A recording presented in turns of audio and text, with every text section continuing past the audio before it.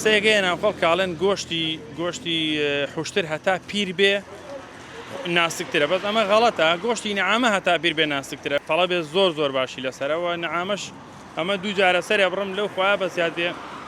لە ماوەی 2 ڕۆژ ئەمە پێنجەم نەعامانە سەری بڕین لەخوای گەورە بە زیاد بێ زۆر تەڵەبێکی لەسەرە و مشتریە زۆر داوایەکە لە سلێمانی لە هەولێر لە هەموو شارەکانی کوردستان تەنانەت لە ئاکرێ و لە دوهۆک و لە زاخۆش تەلەفۆنمان بۆکەن بەڵام تۆزە قورسەکەیان بۆ شوێنانە.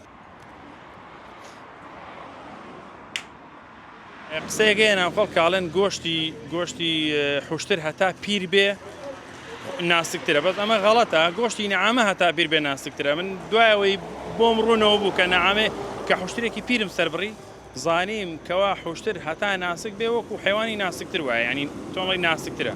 بەڵام بۆ مەسەلەی نەعامە هەتا پیر بێ و تەمەنی زیاتر و 3 ساڵ و 4 ساڵ و 5 ساڵ بێ گۆشتەکەی پتەوتر و جوانتر و ناسکتریشە زۆرش بەتام ماشەڵڵا. وەڵی بەپێی داواکاری ئێمە داینانین، بەڵام هەر کەسێ بێ بڵێ گۆشتی نەعامەیان حوشترم بۆ دابنە حەزەکەم لی تاقیکەمەوە ئێمە لە خزمەتین بە خۆشحاڵیەوە چەندێ بێ ئێمە دینێ لە خزمەتیان، بەڵام کەبابی دانانین بەڕاستی کەبابەکەی وەکو خۆم تاقیم کردوێتەوە حوشتر زۆر خۆش نەبوو بۆیە داینە بەس گۆشتی برژا و جگەرەکەی لەگەڵ گۆشتی نەعامە جگەرەکەی ئەم دوانە بەس. ئەو کۆپانی سەر پشتی هەیە کۆپاڵی پێڵە هەیە کۆپانی پێڵێ ئەو منی بام پشتی ئەو بەزە ئەوەکو دونگی مەڕ وایە مەڕ و بەرخ و ئەمانە سوودێکی زۆر باشی هەیە بۆ نەخۆشی پشت زیاتر خەڵک ئەیتاوێنەوە بەکاری دێن وەکو دونگ بەکاری دێن بزەبت. حەدیثێکمانەیە پێغەمبەری خوا صلی الله علیه وسلم فەرمێ دونگی مەڕی عەرەبی ئەلیەتو شاتین ئەعرابیە 3 ڕۆژ ئەتاوێنێتەوە 3 ڕۆژ بە زگی ناشتا ئەخورێ بۆ چارەسەری پشت و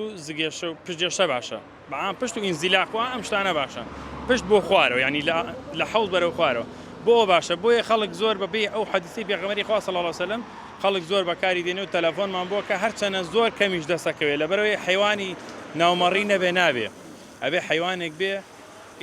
ئیلا حیوانی ناومەڕیە بێ نەک و دابەستایی دێمە حیوانی قەساب هەموو قەسابی حیوانی دابەستا کڕێەوە قەسابەکانی سەر من باشتر دەزانن.